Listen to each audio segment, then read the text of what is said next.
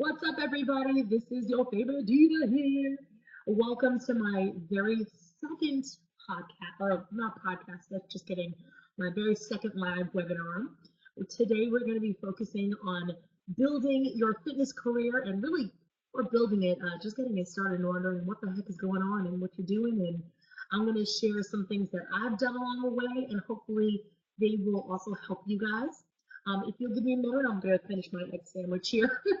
And we will wait for other people to sign on. So in the meantime, I see, we got Ryan, we got Kira, we got Michelle, we got Tisha. So guys, go ahead, just so I know that people can hear me and see me, go ahead and type something in the comment section like, hey, what's up, in the chat. I'm a random visitor too.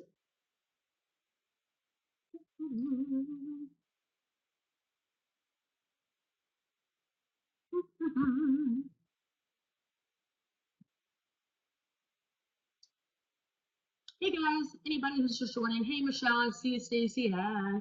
Oh hey, sweet. I forgot there's a little bit of a time delay by like 10 seconds. So I was so worried that I was like, shit, maybe they can't hear me. Let me tell you about, this is egg sandwich, 2 full eggs with some little bit of salt and cheese in there. And this is actually toasted naan that I forgot I had in my freezer because I ran out of bread. So I was like, as you know, your ass can't get through a whole thing.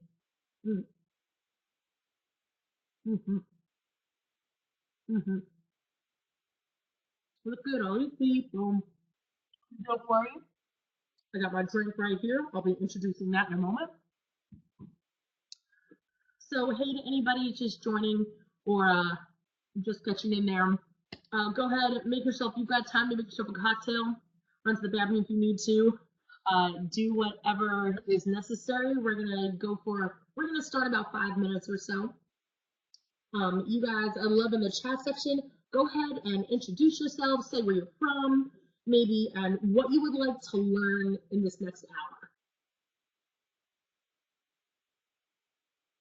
This is so unprofessional, PS, I'm eating right now. I mean, I'm looking at this list like, thank God I know you guys. This is such a hot mess, but you know, it's that hustler lifestyle.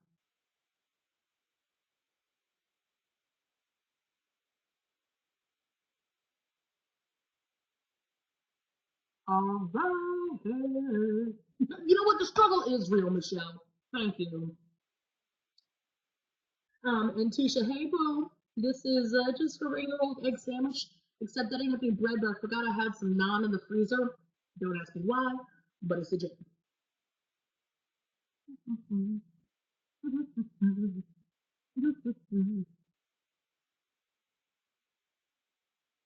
So this is pretty exciting for me because this is, as I said, it's the second one that I've ever done. This is totally new to me. So this is going to be a very casual atmosphere, which means please don't judge me. And also, I would love to hear your guys' feedback afterwards because this is something I want to keep doing. I haven't exactly decided how I'm going to do that. I can tell you, I don't know how many more of them I want to do for free. So that means you're smart for jumping on right now. And when there's other topics come up that you guys want to talk about or want me to talk about, I would love to do that. You know, making up content sometimes is difficult, but it makes it a lot easier when I know what my viewers are after, what their goals are. So, oh, hey, Stacy.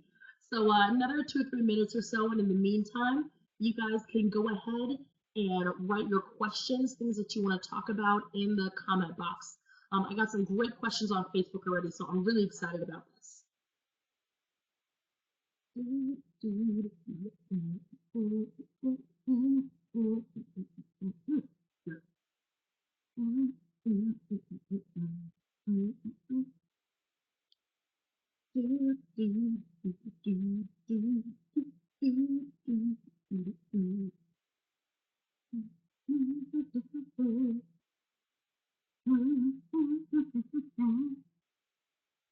we got more friends. Hey guys.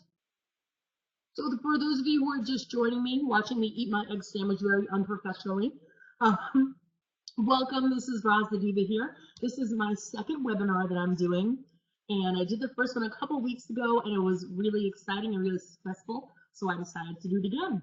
We're going to be starting in just another minute or so. I just want to get the last couple of guests to come in, and then I've got some great questions that people have been asking me already on social media. So I definitely want to talk about those, but also you guys will know if you were here for the first webinar, go ahead and jump in. This chat box is golden. And it makes it slightly awkward for me at times because you may see me take a pause so I can read something or reread that question back. But please, by any means, go ahead, use it. I want to take a peek at it, take a glance, so that way you get the most out of your time, because it doesn't make sense for you to sit here for an hour and then just listen to me babble on about stuff that doesn't make sense. And see, this is an excellent first question. So Stacy's asking, how did you know that leaving a 9-to-5 was the right thing for you? How hard was the transition? I'm about to take a few more bites of the sandwich. That's how hard that transition was. It was real. My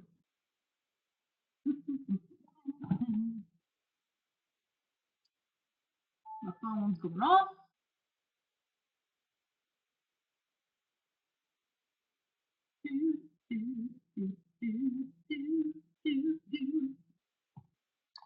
Excellent, excellent. So I see we got another question here coming from Kira. Kira, I hope I'm saying that right, because that'd be such a douche thing if I wasn't. What were your financial struggles? What were your financial struggles transitioning from a traditional job to where you are now? What would you recommend to avoid financial pitfalls?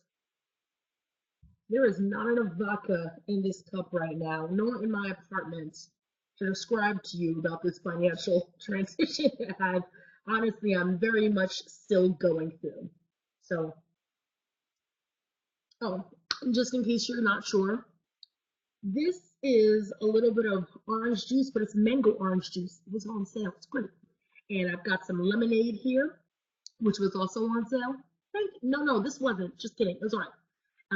And then there's some, if you see, these aren't yellows, guys. These are pineapples that I was soaking in the vodka.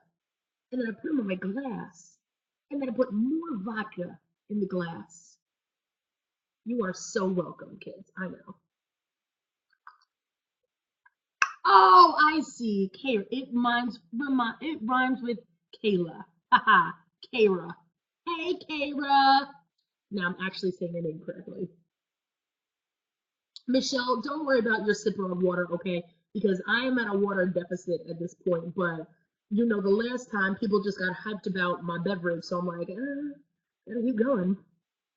So, all right, so let's get this party on and popping. So we'll have some people coming and going during this time, so this is pretty cool. Also, for anybody who is just joining us, if you come in late or if you aren't able to see the whole thing, I have now actually upgraded my account to professional status.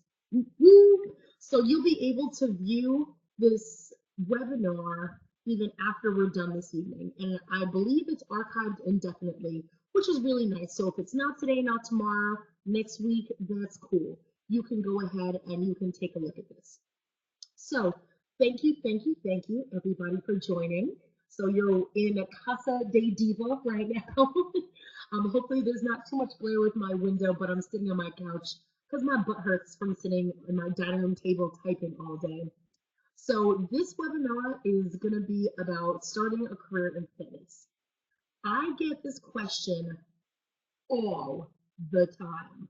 I can't tell you how many students, either online or in person, have asked me, Roz, I feel like I want to be you when I grow up.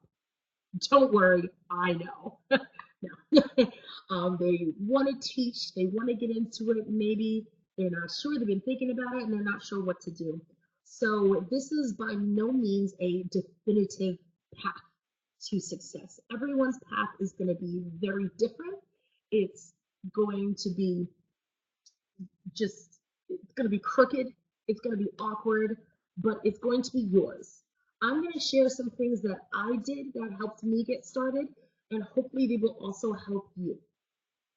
So, okay, first thing first is, what is a career in fitness? There are many many, many different ways that you can contribute professionally to the fitness industry.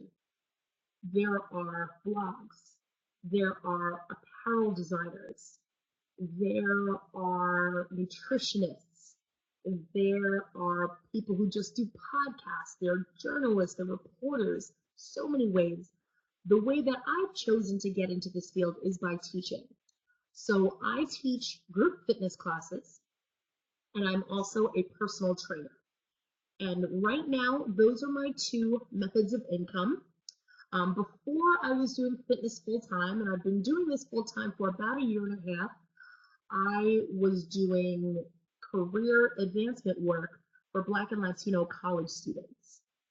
And so career development is something that I'm still passionate about, just in a different kind of way. So first things first is you've got to be a gym rat. If teaching others, either in a large setting or a small setting, is something that you'd like to do, you need to understand different teachers, different teaching styles, and in different settings.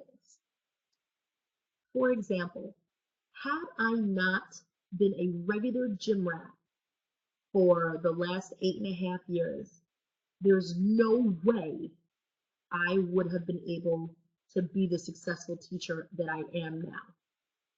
More so, before all my certifications, before the quizzes, before any of it got to any of that stuff, it started with me being a student and being a regular student. And not only was I a student of pole dancing, but I was also a student of conditioning classes. You guys already know about my Beyonce complex. So I just knew I was Beyonce in the back of my hip hop dance classes. I would take like sensual movement classes. I would do weights. I would do even stuff that I couldn't stand just to try it out. And the purpose of this was, once I started one class, I really liked it. I wanted to learn about different things. At the time, I had no idea how critical that experience as a student would be to me as a professional.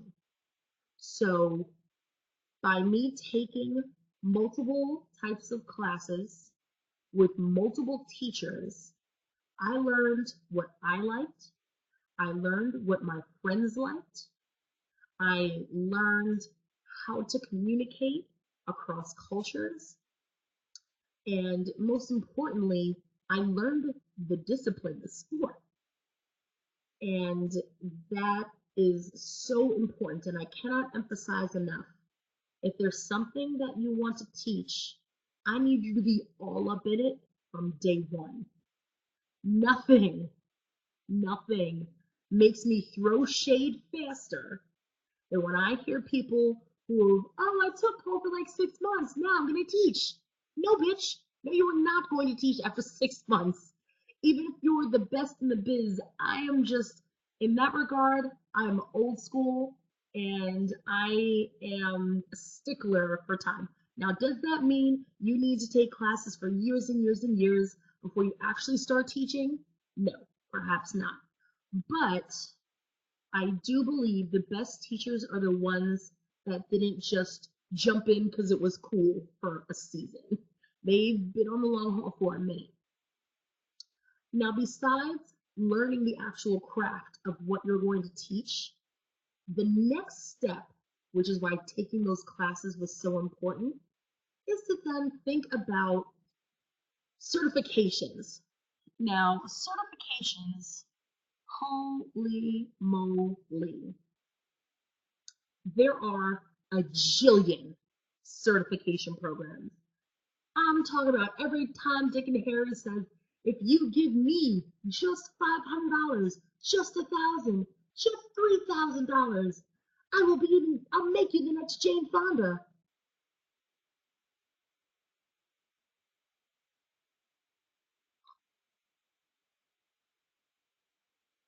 Let me tell you something. Just like if you see an ad that will make you a dentist for 6 months on the subway, throw shade at that, right? You're like, I feel like you need to not be a dentist in 6 months. The same thing with fitness certifications. There's a million of them out there, and if something seems a little bit too cheap or really, really expensive on the opposite end, something's funky with it. Here are the certifications that I have in the order that I have them in. Well, before I wanted to make fitness my full-time journey, I at least wanted to teach pole part-time. And honestly, I started teaching before I was officially certified. And now I've been teaching since February 2011. At that point, I've been doing pole for about 3 years. So while I didn't have the certifications, I damn sure knew what I was doing. And I started teaching out very, very beginners, like first day on the pole students. After I did that for a while, years get hazy after a few months later, I got my AFA certification. AFA is the Aerobics and Fitness Association of America. Some people have probably heard of them, but if you haven't, they are one of the largest and most internationally renowned fitness certification companies that there is.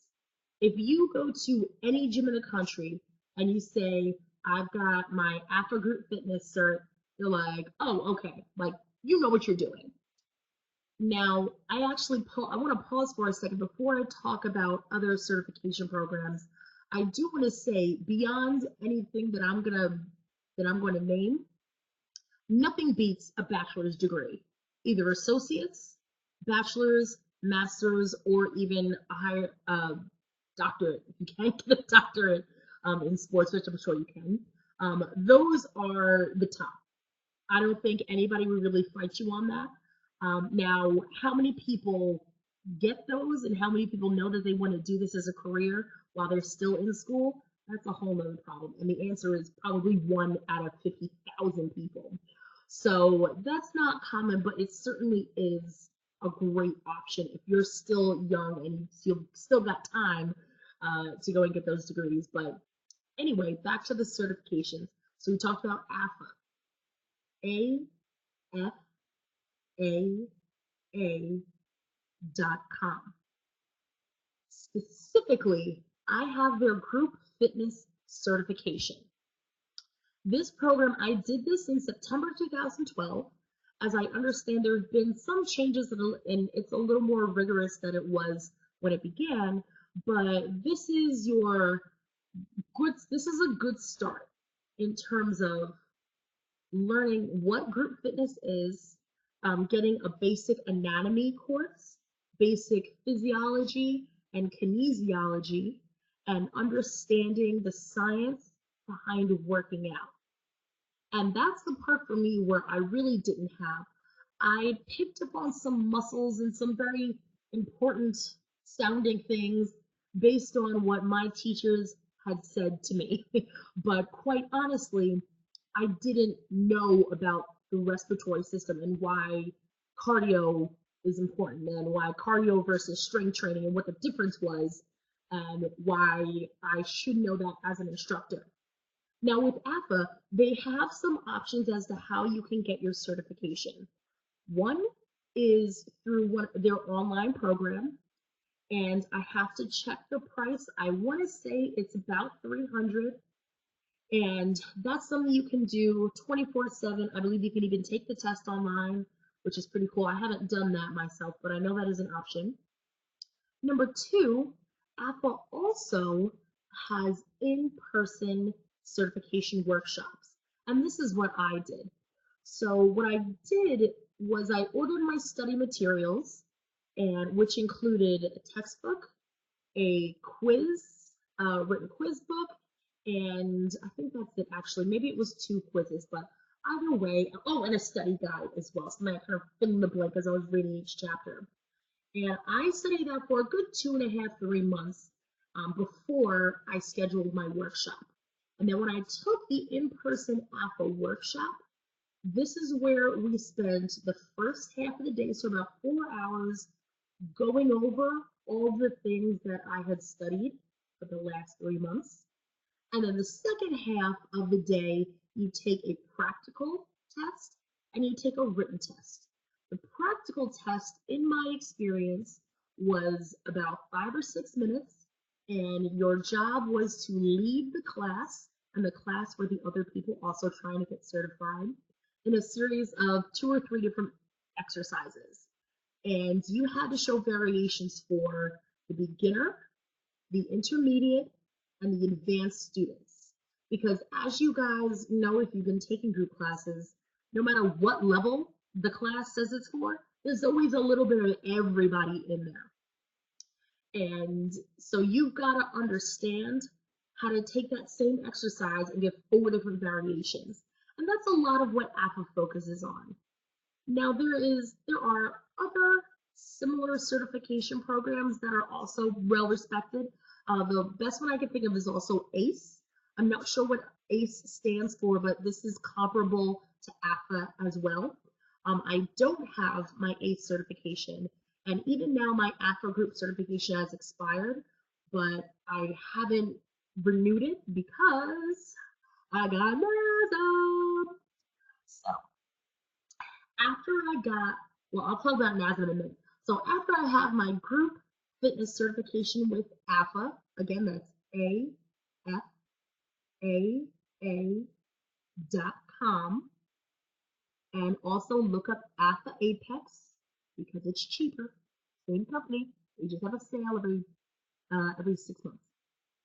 Anywho, so moving on, then I got my expert pole dance instruction certificate. Now, technically, this wasn't a certification program, but it was a certification program.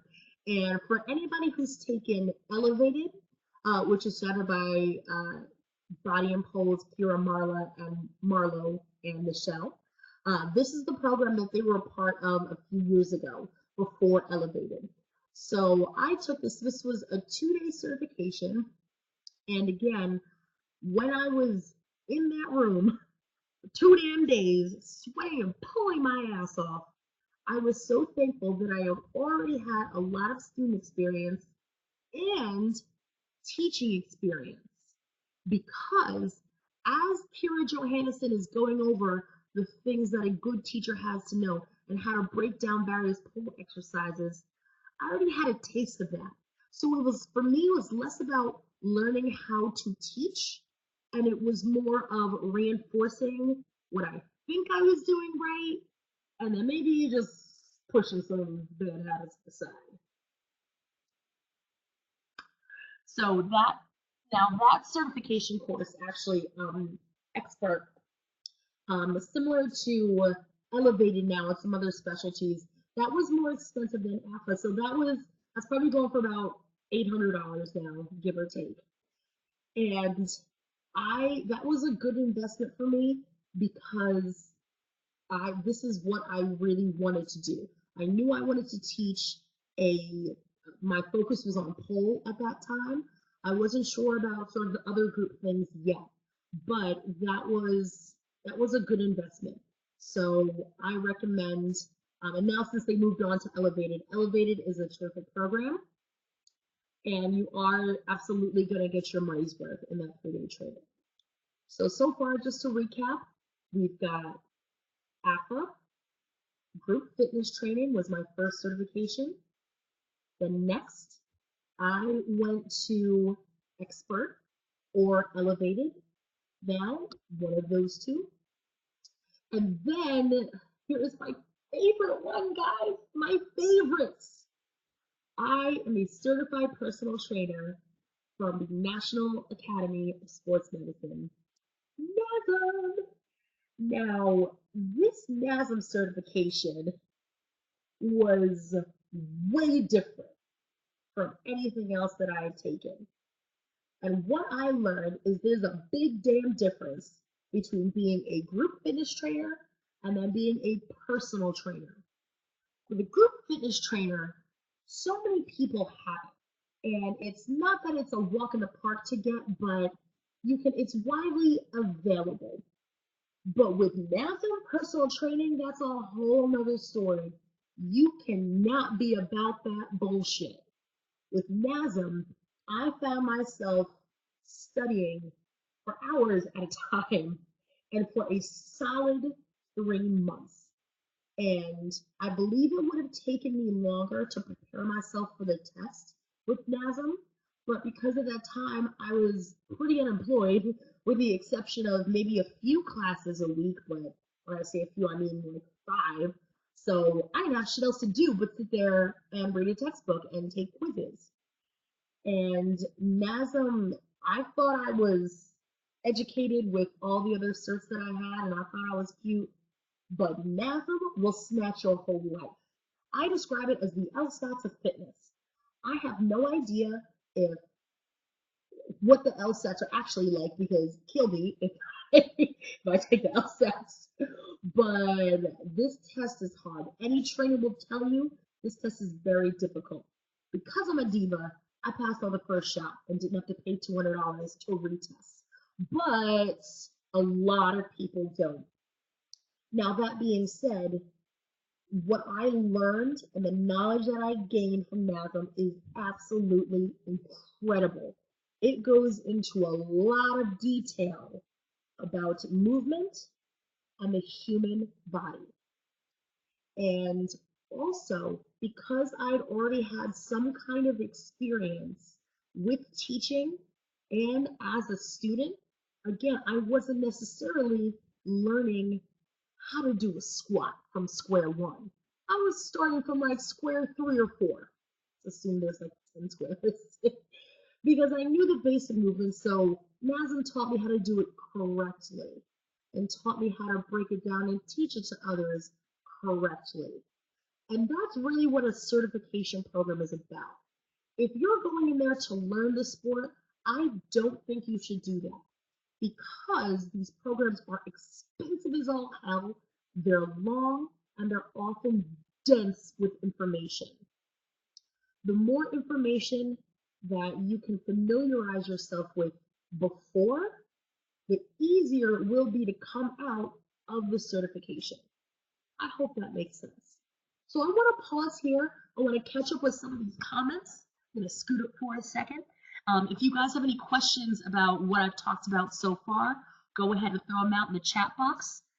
Oh, hey Ryan. Even more shade to the studios that hire those 6-month pullers. You already know, boo. You can also know when people are trained, because we are trained to all throw shade at some things that you're like, after I went through this, it took me so long. How on earth can you be doing this for a few months and then just jump in and think you're going to be great at it? So moving on here, I think it's, oh, ACE, yes. We've got, I think it's the American Council on Exercise. That sounds right. So thank you so much. Let's see. Ryan said, I completely agree. It's beneficial to already have a lot of teaching experience prior to taking Elevated. Holy mama. Yes.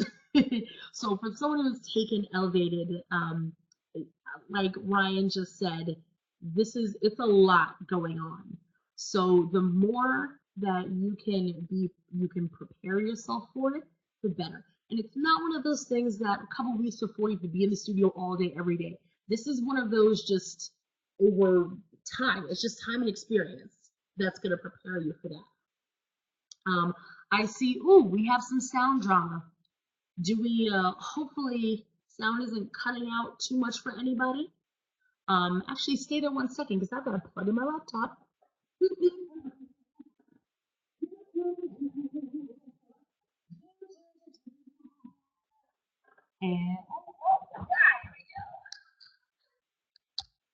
And we got power again. Sorry about that, guys. All right, so hopefully, again, if you have any other questions, go ahead and throw them in the chat box. Hey, to anybody else who's just joining us, I see some fun alien visitor faces out there. Shout out to Colleen Jolly. If you guys don't know, and she's one of our viewers right now, Colleen motherfucking Jolly is the jam. She is the head mistress and the head diva of the International Pole Convention.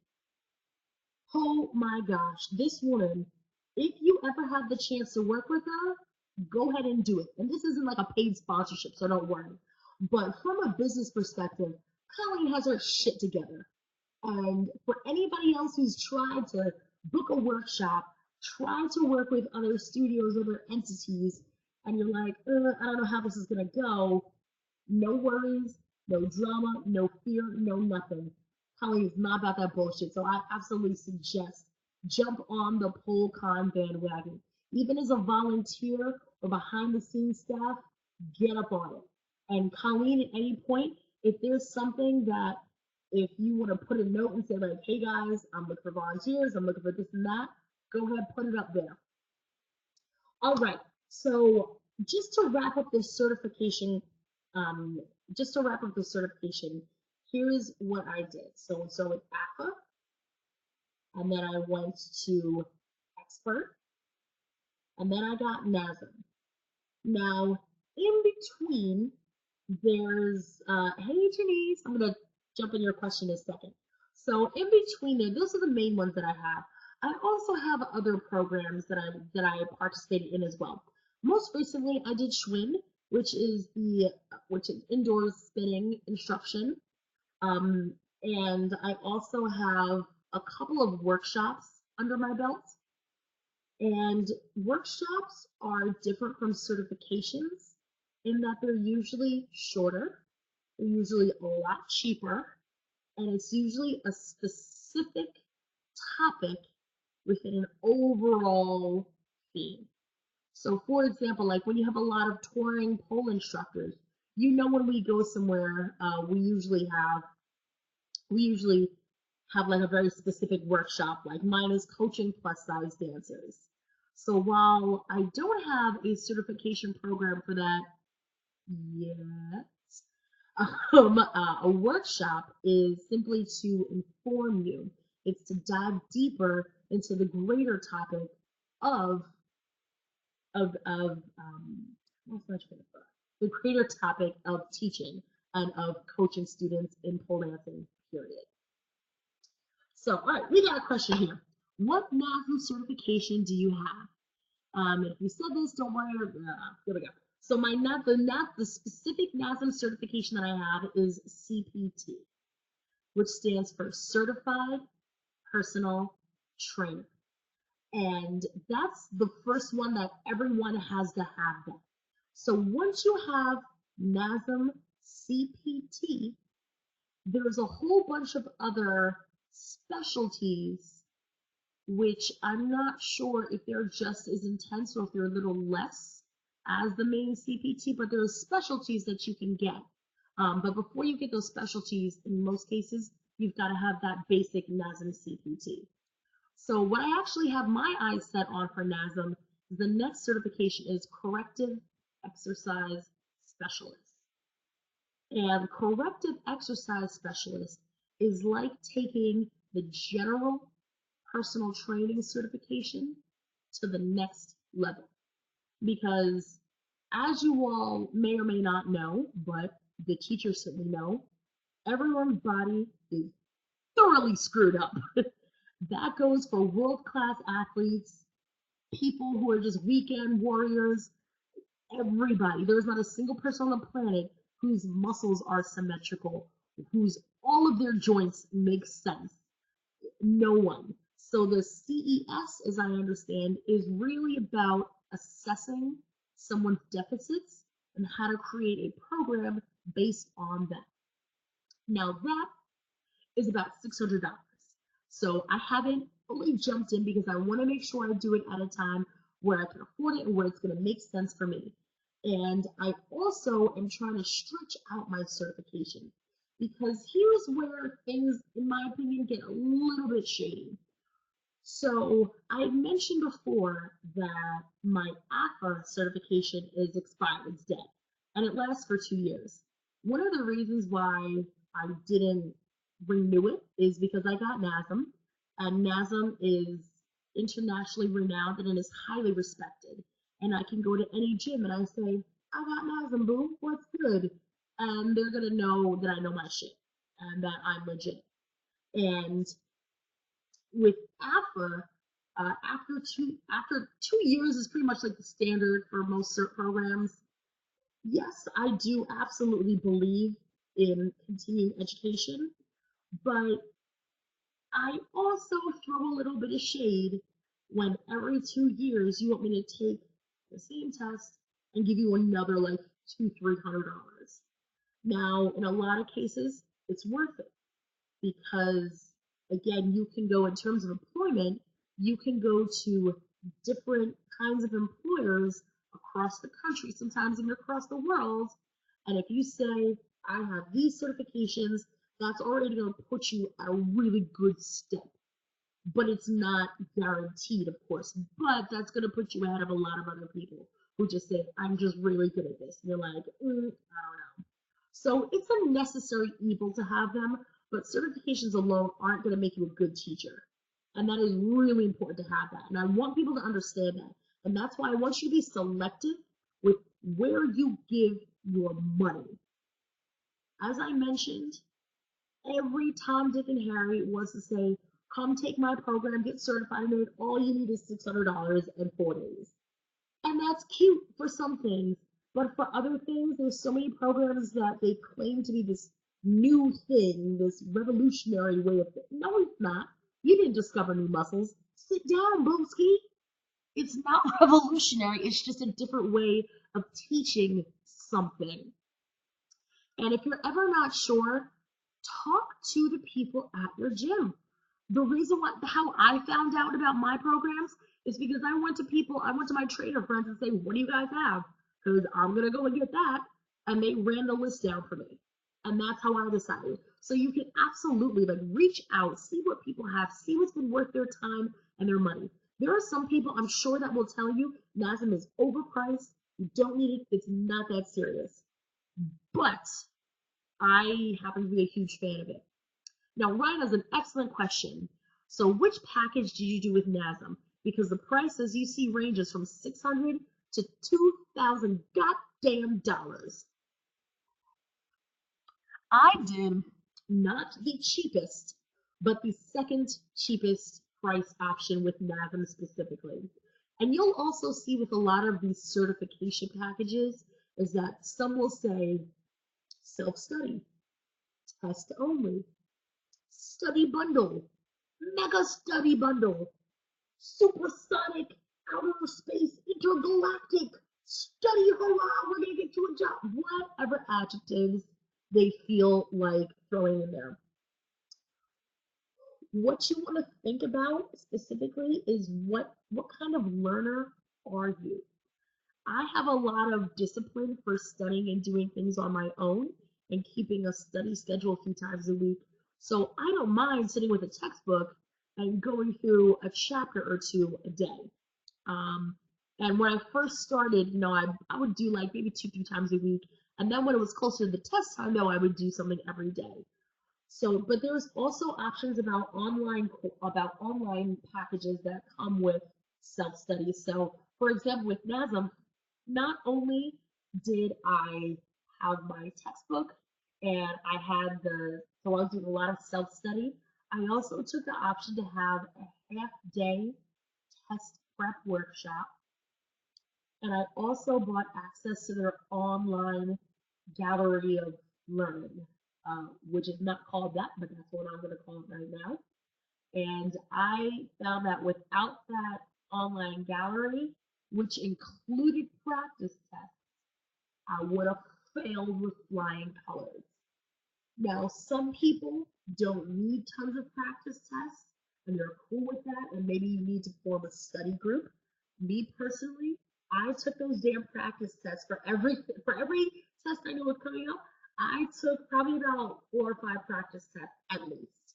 And what I found across the board, no matter who was giving you the test, the practice tests are in a lot of ways damn near identical to the real thing. So I find it is worth investing and paying for practice tests, or even there's apps that you can get for $6-7. I know at NASM has one where it just quizzes you. It's got like 400 questions on it. And I would just be on the train, quizzing my damn self, and quizzing, and quizzing. And honestly, I kept screwing up a lot of those quizzes. But when it came to test time, I didn't screw up, or I didn't screw up enough. I'm sorry, I didn't screw up too much because I passed. And so, and thanks, Ryan. Definitely put in a link there about NASM and becoming a trainer. So that's awesome. You guys can definitely check that out. Next, so after you've got certifications, and which also, so one thing I didn't talk about actually was CPR. Before you get any of those certifications, you must be CPR certified. You can do that through the American Heart Association, through the Red Cross. I'm sure local police stations and hospitals and fire departments, they'll also sometimes offer free or low charge courses for people who want to do that, because you can't even register for a lot of those classes for those certifications without that CPR. So that is critical. So moving along, now that your resume is stacked and you've been a student for like 9,000 years, going and actually working. This is where the hustle comes in beyond belief. I work at 4 different gyms right now. I work at Body and Pole, where I do pole dancing. I work for Crunch, where I teach a couple different types of classes, mainly conditioning as well as pole dancing. I work at Incredipole, which is another pole dancing studio, and I train my private clients out of Brooklyn Fit Lab. So you've got to prepare yourself to do a ton of jumping around. If you're going to do this full time, most likely you're going to have to work at multiple places to put together some kind of decent income. Because there are very, very few gyms that are going to say, you know what, you're new? Oh, that's cute. You're 20 classes a week. You can eat. No. They're going to say you can join the sub list and you can be an alternate for the first few months. Sometimes you can jump right into having your own class, but more often than not, you're going to have to play intern for a minute. And that is great, because if you're a brand new teacher, it gives you time to get adjusted and you don't have the pressure of joining and having to have your own class. You know what's going on, you go with you, ah! But at the same time, just understand that between the way some gyms work, if you're an assistant teacher, you may not get paid, or you may not get paid as much as if you're the lead teacher. There's a lot of work study programs that are similar to this. In exchange for, free classes that you can attend, they want you to help out around the studio, and that includes cleaning the studio, that includes opening, answering customer service questions, sitting at the front desk, really working and being a staff member. And that's how tons of people are able to get experience as a teacher or assisting without having to throw all of their money out everywhere, or completely quit one job and just sink all their eggs into this basket. So that's also an important thing to know. Also, being organized. I have literally, I'm not kidding, I have 4 different Google calendars. Everything is color coded. I color code personal events versus events where I have a public calendar. Everyone can see what classes I'm teaching, where, what time, the whole shebang bang. Then I have a private calendar that has my personal training appointments. Then I've got a bill and payday schedule and a whole bunch of other things too. But the main thing is really, really staying organized. Because if you're going to be jumping around from gym to gym like I am, you've got to know what's up. You've got to know where everything is. It is easy to get tripped up and to be at the wrong place at the wrong time. But many gyms, and this is possibly more than one place that I work at, if you are over a certain amount of time late to a class, or if you don't show up, even if it's Jesus' fault, you're canned. And that is a harsh, harsh reality. And I'm not saying I necessarily agree with it, but that's the reality. You basically have one job as a teacher is to show up. And if you can't show up, then people they're going to be less likely to want to give you more classes or to trust you. Or even if you're not fired the first time, you're probably going to be suspended for a while. And that is, again, further putting the limits on your income. And speaking of that, oh, wait, time out. We got a great question. Can you talk about rates a bit? I'm wondering how you set your PT and class rate. Like, is it in relation to the drop in rate in that area, or do you maintain a strict rate based on another set of variables? Excellent, excellent question. So getting paid, and this is actually a great thing to talk about. How do you get paid? What do you get paid? What's up? So first, there's, generally speaking, two ways of getting money. You can either become an employee of a facility in which you would get a W-2, or you can be an independent contractor, which you get a 1099 at the end of the year. The difference between W-2 and 1099 is with a W-2, they're going to snatch taxes out right now. With a 1099, if they say you're making $50 an hour and you teach 3 hours, you're going to make the full $150. What you're going to have to do later is go ahead and pay the government when it's tax time all those taxes that you didn't pay before because you got paid out in full right now. There's a whole bunch of other technical, differences, but that's the big thing. You either get taxed, you either pay your taxes now or you pay your taxes later. A whole big debate about which one is better. It all depends on your particular situation. Now, in terms of how much, I am in, for anybody who's not sure, I work in New York City, and it's expensive as shit to be alive here, much less have an apartment and pay rent and all that good stuff and eat. But I probably get paid a little bit more than the average instructor. I don't work for less than $50 an hour. And that is regardless if I'm doing personal training, if I'm doing a group class. If it's $5, give or take, all right, I'll let you have that. But I don't do less than 50. Now, I also am coming with 4.5 years experience teaching. So I've got a little bit of heft to my career at this point where I'm not just walking in like, I don't know what I'm doing. And because I also have some competitive certification, because I also have some competitive certifications, and I have a lot of performing experience, and I got a whole awesome tribe of people behind me rooting for me all the time, that I can go in with a little bit higher starting point than probably most of the country. Most gyms will have a set rate of what they're going to pay you. So when I work for Crunch, for example, and Body and Pole, they say this is what all the teachers make per hour or per class. So I don't have any wiggle room there actually. Sometimes that might be raised depending on how long I've been in a company. It's the same thing as if you worked at any other company. If you've got longevity, depending on the education that you have, you could negotiate a slightly higher rate. But for the most part, gyms will tell you this is what we pay. Now, there are some gyms who say you can get paid per person. So it's more of a commission based. I personally can't stand that, and I don't do that unless I'm getting a flat fee per head.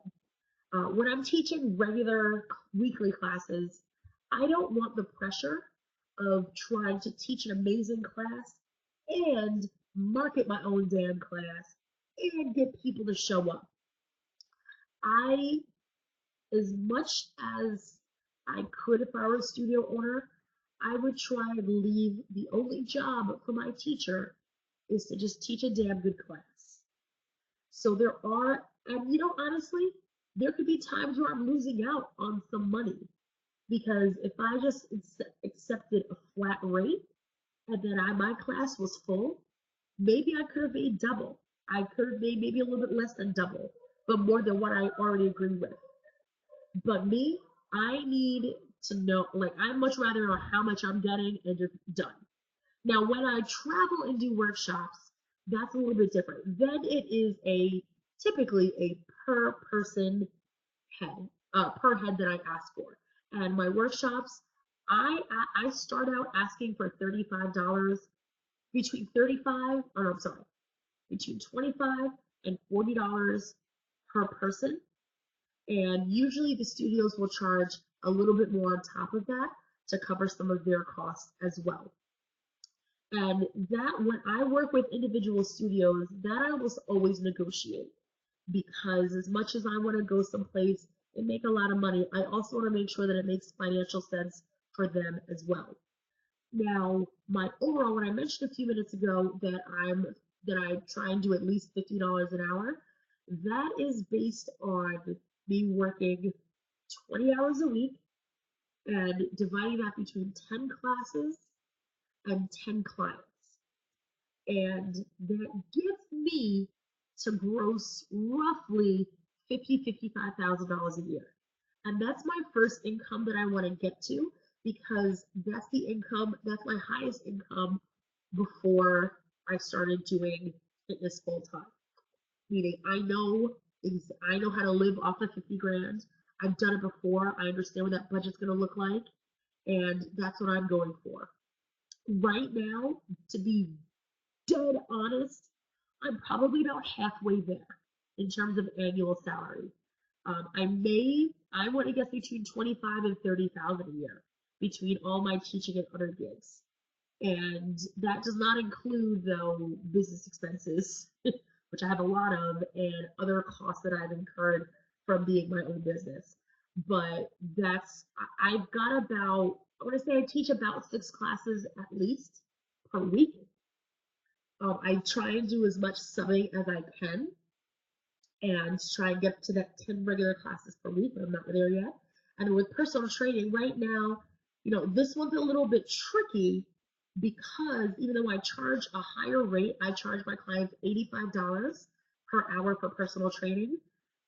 That there's also costs that go into that, like when I use the facilities, I've got to pay the facility fee, and then the clients may not be as regular as a class. So they may be great for a few weeks, and then a few weeks they're like, you know what, I can't afford this right now. They'll come back, and that's fine. Like, no hate to the clients, because that's what happens. But it's also something that you've got to take into account for, is knowing that for the first at least year or two, and sometimes it can be 3 or 4 years, you're gonna be broke. And unlike some other people, I don't have any other financial support. My parents are fantastic and wonderful, but they are not rich. So it's just me. There's no rich uncle. There's no magic money somewhere, no trust fund. If I don't work, I don't eat. It's as simple as that, which is why I try and fill my calendar as much as I can with different teaching opportunities. So that's hopefully, right, I got to that whole question, although there was a lot there, but money is a huge, huge thing. Also, I want to bring up something that somebody had written on the Facebook page, and this is less technical in terms of like how do you get started, but what happens when you're different? How do you market yourself? How do you stand out in a crowd for the good reasons and the good positive ways why you should and why you want to stand out? And this is where certifications and fucking, experience, all that stuff matters, but in the end, you've got to be genuine and you've got to be you. And those two things are the most difficult part of this process, because there are certain gyms, certain companies, just like there are everywhere, they're looking for a specific type, they're looking for a specific look. They have the idea of what they want. They want Heidi Klum in a sports bra and some Nikes. And I've even definitely have encountered a lot of shade from some people and entities that think because I am dark and I'm damn near bald and my weight is what it is, that I'm too big to be a fitness role model and I should never be in front of a class. And why would anybody want to hire me to be a trainer? Because clearly I can't even take care of myself. And a whole bunch of other bullshit we know is not true. I think it's not true. But there are so many people that need you just as you are. They need you for the same differences that you think will bring you hell. Those are the ones that are going to bring you success. I have had, I can't tell you how many students, and I'm very fortunate that this has happened to me. So many people have said, I saw you on YouTube, I saw you on Instagram, I came to your class from 2 hours away specifically because you look like me. You sound like me. Something where people can relate. And that right there is the most powerful thing. When you can see a role model, and when people can see you as a role model for all the weird, quirky things about you, that's when you're going to be in demand. And that's when, instead of seeking your tribe is going to find you. You guys are going to find each other naturally. And it's going to take time. It's going to take a lot of time. But I would much rather have a smaller following of really loyal, really engaged clients than this big, massive conglomerate of people, and they halfway know my name and they don't care that much. Because size, well, I was gonna say size doesn't matter. That's a lie.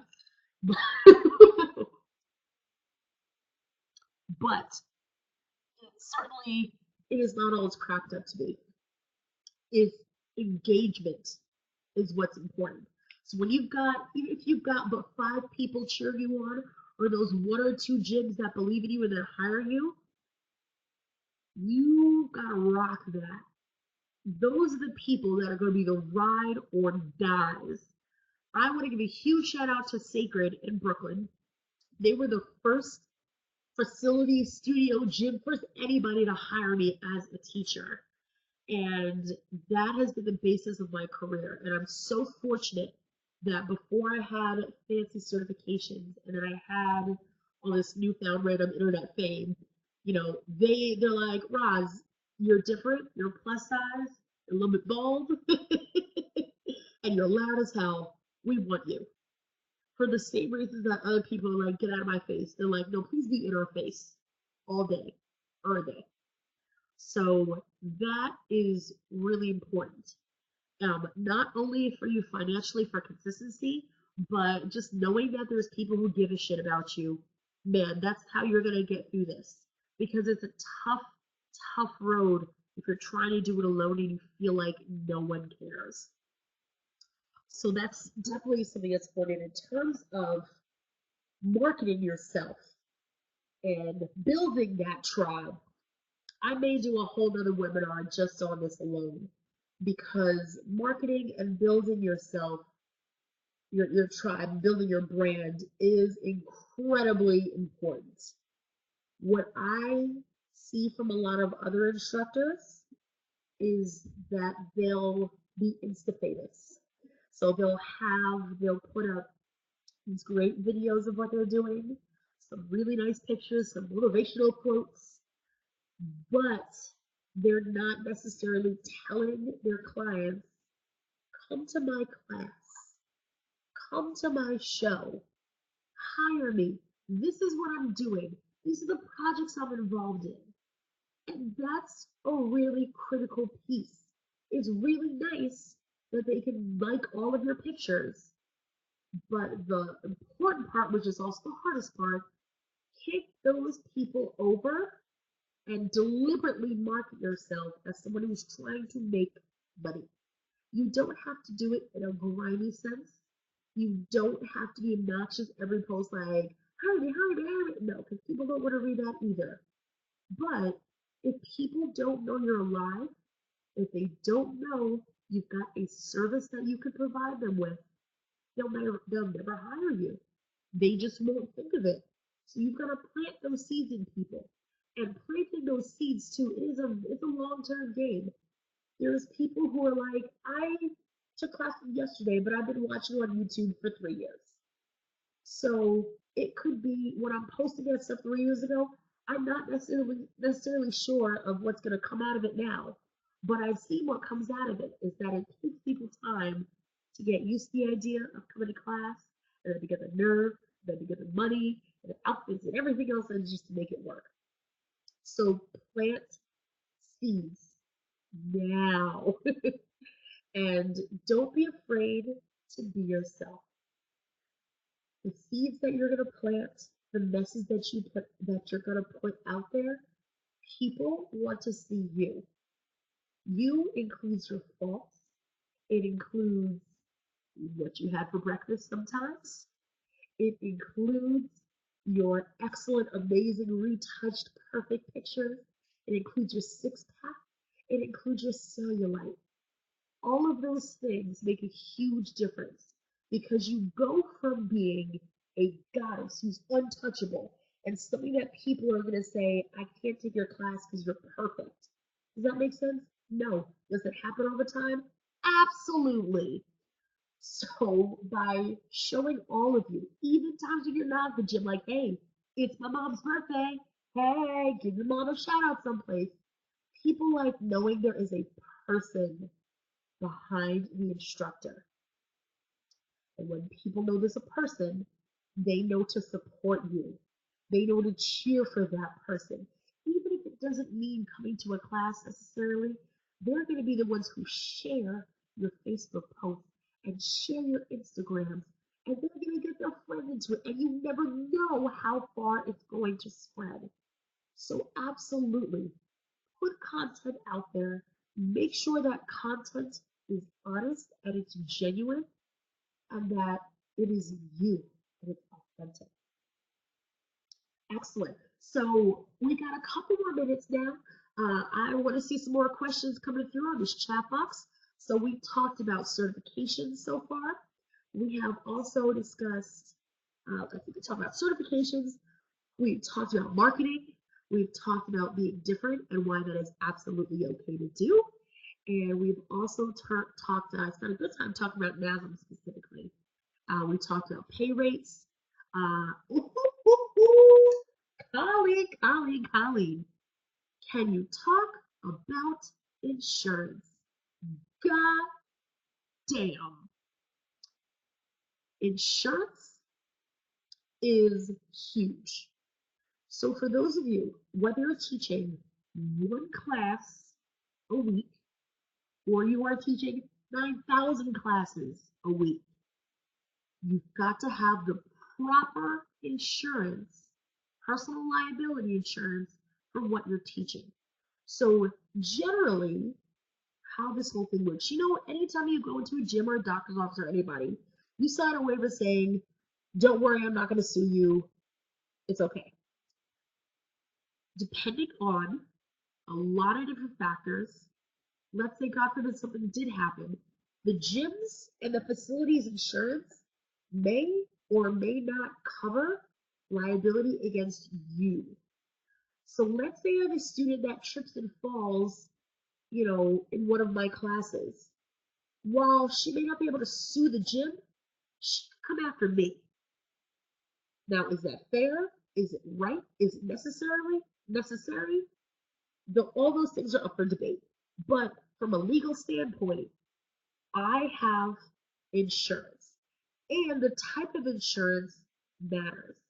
If you are a personal trainer working out of someone's home, working out of your own home, or let's say in a park or another public space, that is one type of insurance.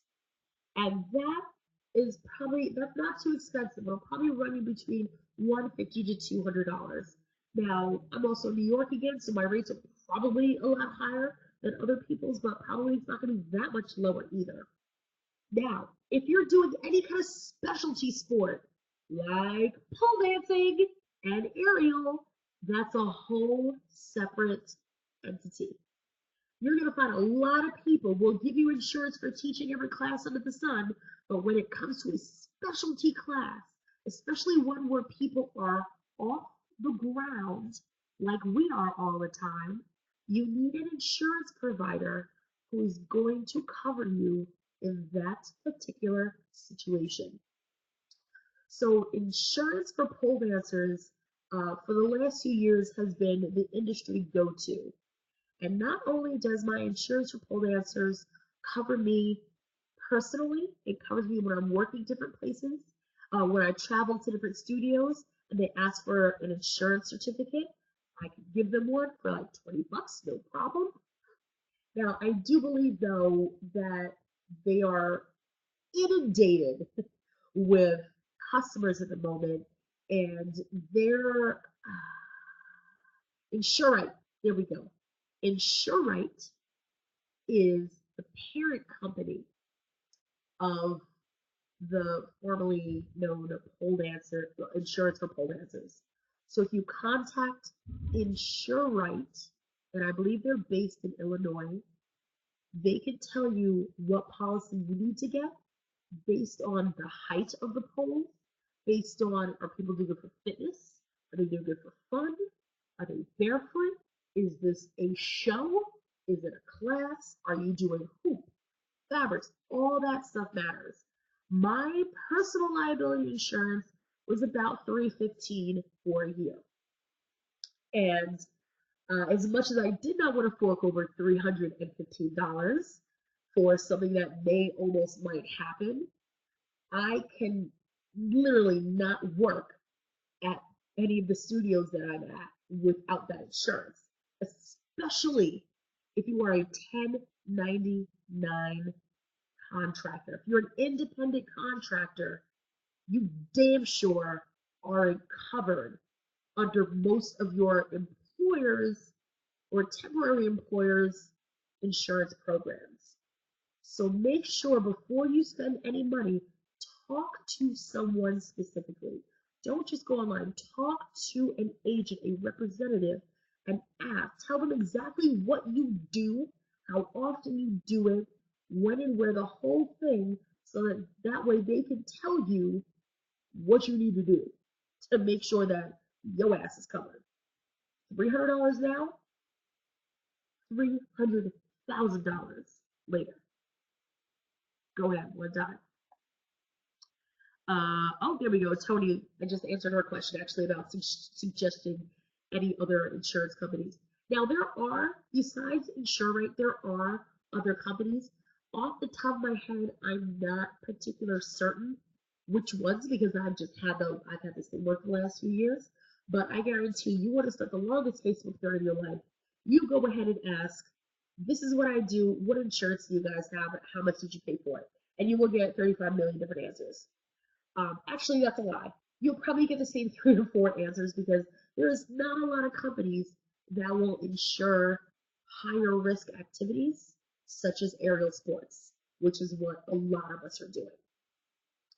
And usually you also need insurance when you're going to guest instruct at another facility. So that means even if I fly across the country and I go teach at the Vertitude. Hey, Sergio. If I go teach at the Vertitude, they're probably going to ask me, what insurance do you have? We need to see a copy of it. I'm not sure the exact legal terms of it. Basically, they need to be listed as people that are covered under your policy. And again, the charge will vary. It's like 25 bucks when I have to add a new person, so it's not that serious. And it's so you can sleep at night. And it's really, really, really important.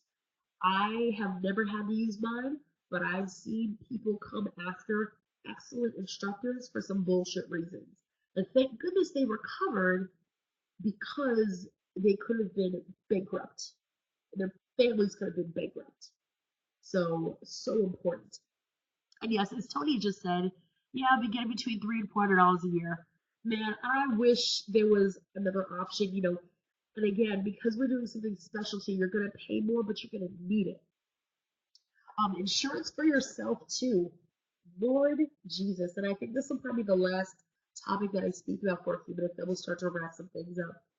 So one thing that I've noticed about every single one of my trainer friends, and me included, is that we all have injuries all the damn time.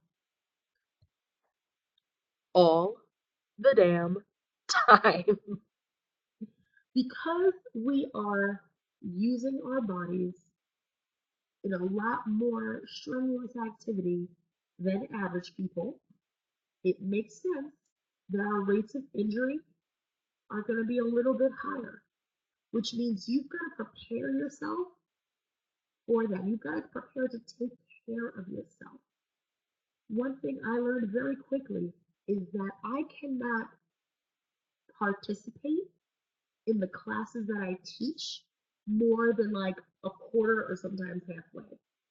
Because if I'm teaching for 3 or 4 hours a day, can you imagine 3 or 4 days a week working out for 4 hours? That shit is crazy. You physically are just not gonna last. There's people that probably do that. I don't think it's wise. I think that is going to shorten your career. That's going to be cute because you'll get it. You'll be cute for like 2-3 years. But if you want to be in this game long term, if you think in 10-15 years, that's a whole different story. So when you're bouncing around feeling awesome now, think about how this particular, I'm going to push through this injury, or I'm going to push through this and not take care of myself as well as I should. How is that going to affect you in 10 years? So, Ryan is winning all of the races today. If you guys haven't seen, scroll through this chat. Ryan just put out inquiries for insurance for Norman G. Olson Agency. This is where, if you're an aerial instructor, this is a great contact for getting insurance. Also, she earlier in the chat, she put up a link to some NASM some NASM packages for those of you who are thinking about being a personal trainer. And oh yes, and I see Tony said I added accidental to my health insurance before everything when I enrolled. Yes, and I will tell you guys, I don't have insurance right now, and I'm skating on thin ice. There was a time I was on Medicaid, which was great, but right now I'm in the process of reapplying for Medicaid because my income went up. Fortunately, it went up, but not enough for me to afford some damn insurance. So whatever is available to you, if you're still young enough to be under your parents' plan of Obamacare, get that shit. I'm too damn old, but I will take whatever assistance that New York City is legally able to give me, and I will do it with zero qualms. There was also a time where I was on food stamps, and this is not when I was working full time in fitness, but when I was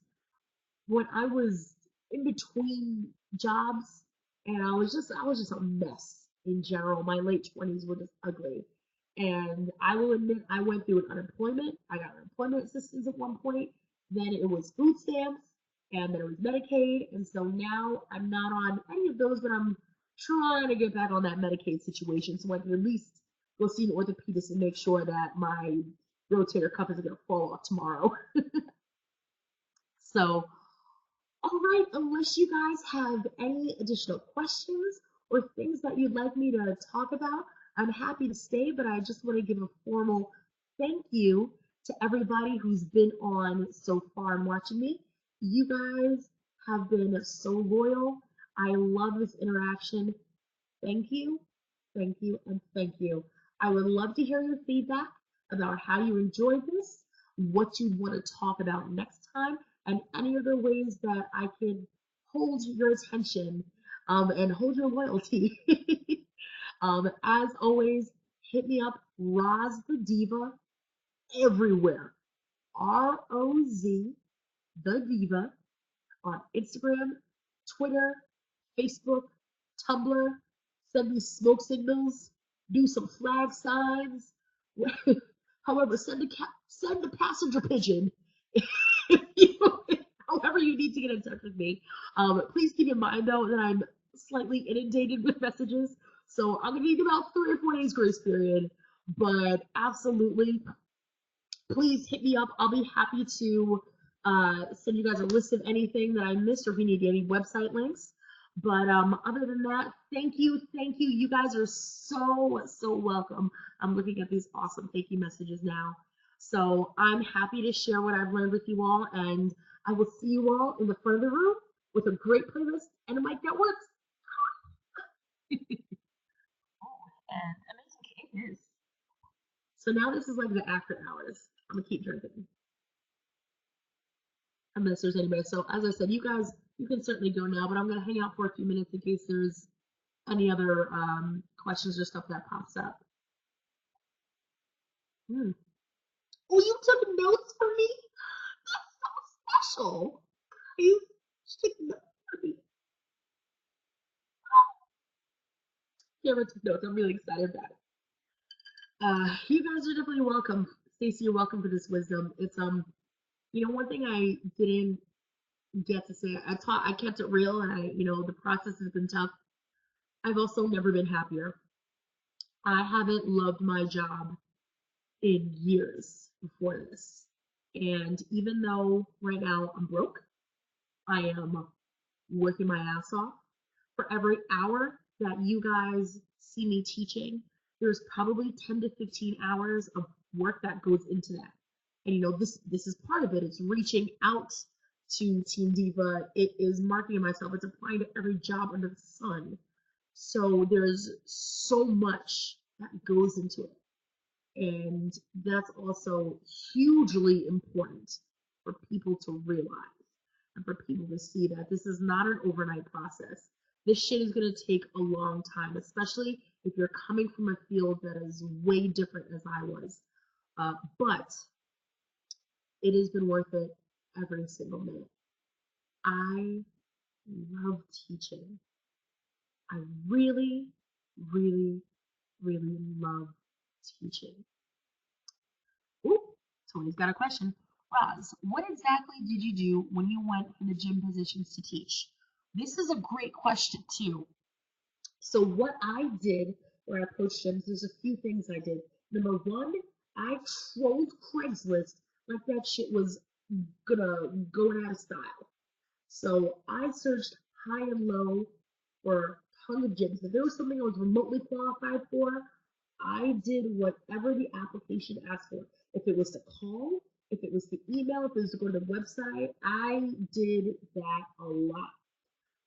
One thing that also was tremendous is the places that I was a client of, I got to skip a lot of the regular bullshit and be fast tracked to like the last round of an interview process, because I didn't have to explain myself, and I didn't have to fight for myself, because those teachers, they already see me, they've seen my commitment, they know what I'm capable of, and because I brought a good attitude with me, those are the people that said, you know what, I can wait for 2 weeks.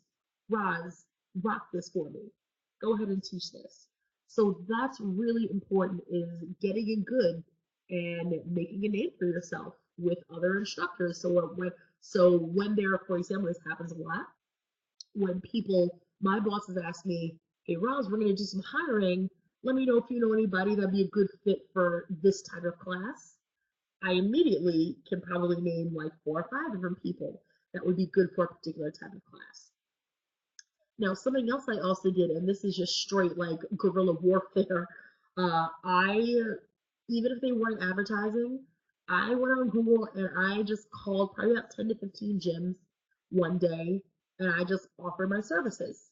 I would just walk in, or I would call, or I'd email, and I would say, hey, I'm looking for a job. This is what I can teach. I see what you've got. This is where I can add value. That was a good move, and it got me in some places. Sometimes it didn't work. A lot of times, actually, it didn't work. But it's the same as if you apply to a number of different jobs. There's always, you can apply for 25 jobs, and if you hear one response, you're lucky. And it's the same thing with fitness. And there's a lot of people who want to say that they're fitness pros and that they can teach us, they can teach you about what they can do, this blah blah blah blah blah. So it's a lot of crap that a manager has to sort through. And this actually brings up, I think there was a much earlier question that somebody had about how do you know what kind of staff to hire? And think about, who would you want to take a class from? It is much easier on members if they can.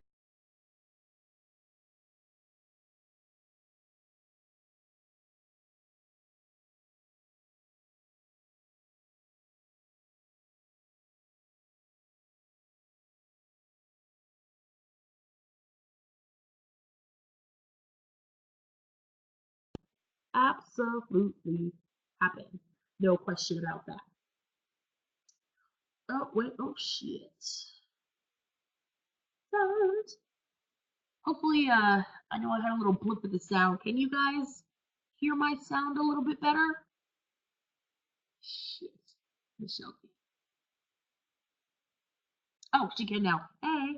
So, Michelle, basically, what I was saying is I also did some guerrilla marketing, meaning I just either walked in or I called just local gyms, and these were all smaller independent studios, and I said, can I bring my pole and teach a class? To some extent it worked, to some extent it did not work, but it was a way for me to at least feel like I was in control of something and that I was somehow being active, even if the answer was still no, you can't. One of the things that stuck with job hunting is that you feel like it's in someone else's hands. And that's because a lot of the time it is in someone else's hands. So the more you can do to try and make their decisions for them and to bring business for them, the better it will be for you in the long run. And then you'll get to the point where people are requesting you instead of you having to always prove yourself. But that's not going to happen without insurance.